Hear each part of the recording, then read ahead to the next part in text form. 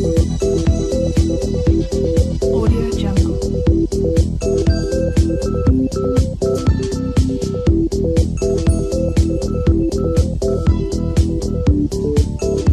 Jungle.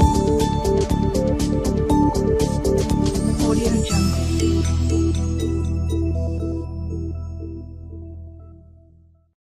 Muy buenas, sed todos bienvenidos. Hoy vamos a resolver el ejercicio 6 de la opción B del examen de reserva 4 del año 2014.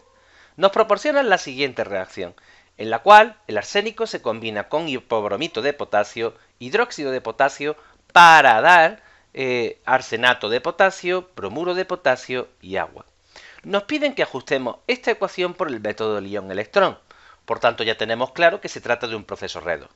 En primer lugar, será asignar los números de oxidación a cada uno de los átomos que intervienen en el proceso y centrarnos en aquellos que han cambiado su número de oxidación al pasar de los reactivos a los productos.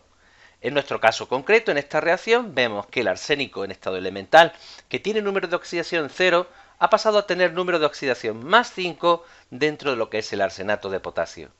Mientras que el bromo dentro del hipobromito de potasio, que tenía número de oxidación más 1, ha pasado a tener número de oxidación menos 1 dentro de lo que es el bromuro de potasio. Así claramente tenemos identificadas las especies que se oxidan y que se reducen.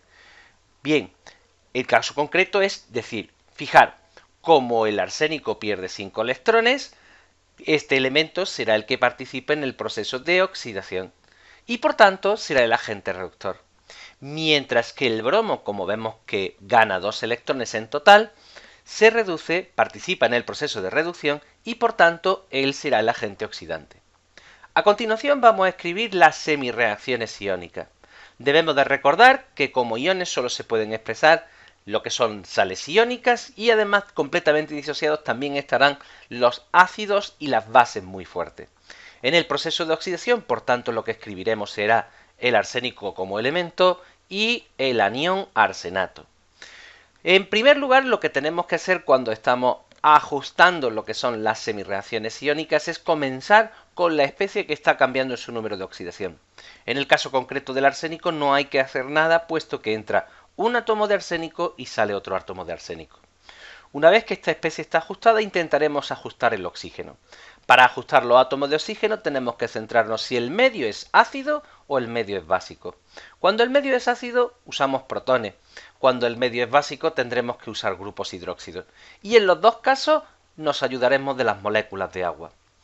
El caso concreto del medio básico, fijaros, nosotros vamos a comenzar añadiendo agua y añadimos moléculas de agua en el lado donde hay más oxígeno. Fijaros que el arsenato contempla 4 átomos de oxígeno, mientras que el arsénico no tiene ninguno.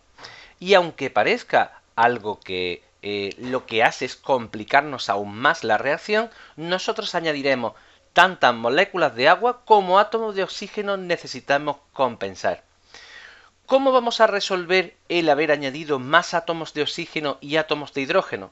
Pues fijaros, añadiendo iones hidróxido.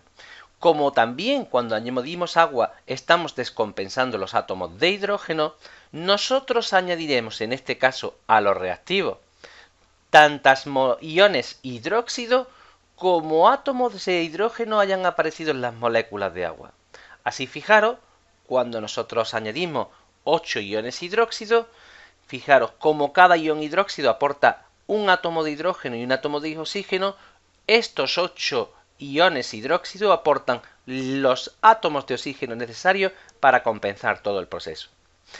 Seguidamente pasamos al ajuste del ion bromito. El ion bromito, fijaros, tiene un átomo de oxígeno y se va a transformar en bromuro. Respecto al átomo que cambie su número de oxidación, entra un átomo de bromo, sale un átomo de bromo. Sin embargo, como podéis observar, tenemos un átomo de oxígeno que parece que desaparece en el proceso. Por tanto, nosotros tendremos en este caso que añadir una molécula de agua. Recordad que como estamos en medio básico, la molécula de agua se añade en la zona donde se encuentran los oxígenos, puesto que nosotros vamos a terminar compensando con iones hidróxido. Como hemos añadido una molécula de agua con 2 átomos de hidrógeno, serán necesarios 2 iones hidróxido para compensar. Y hasta ahora estaría, digamos, las semirreacciones iónicas compensadas desde el punto de vista de la conservación de la masa. Debemos de recordar también que tenemos que insertar los electrones y que en una ecuación química tiene que cumplirse tanto la conservación de la masa como de la carga eléctrica. Por tanto, fijaros, en el primer proceso de oxidación se pierden 5 electrones, mientras que en el de reducción se ganan 2 electrones. Esto nos obligará a la primera ecuación a multiplicarla por 2 y la segunda ecuación multiplicarla por 5 para tener el mismo número de electrones que se ganan y se pierden en los dos apartados. Así, el proceso quedará así. Fijaros que ahora, cuando nosotros multiplicamos, las cantidades todas se han incrementado, pero ahora se pierden 10 electrones y también se ganan 10 electrones. Cuando nosotros sumamos las dos correspondientes semirreacciones iónicas y compensamos con los átomos de potasio, que en este caso va a ser sencillo, se me queda la ecuación molecular tal como la necesitamos para poder resolver el segundo apartado. Así podemos decir que cuando 2 moles de arsénico se combinan con 5 moles de hipobromito de potasio en presencia de 6 moles de hidróxido de potasio, se formarán 2 moles de arsenato de potasio, 5 moles de cloruro de potasio y 3 moles de agua. Este es el proceso global que estamos describiendo desde el punto de vista estequiométrico. Ahora podemos repasar a resolver el apartado B. Fijaros que en el apartado B nos dicen: calcule los gramos de arsénico que habrán reaccionado cuando se hayan consumido 60 ml de hidróxido de potasio 0,25 molar. Tenemos que tener muy claro que nosotros partimos, que realmente la cantidad de la cual nosotros disponemos es el volumen de la mezcla y no podemos pasar directamente a moles de arsénico o a gramos de arsénico de forma directa. Así nosotros tendremos que hacer nuestro recorrido.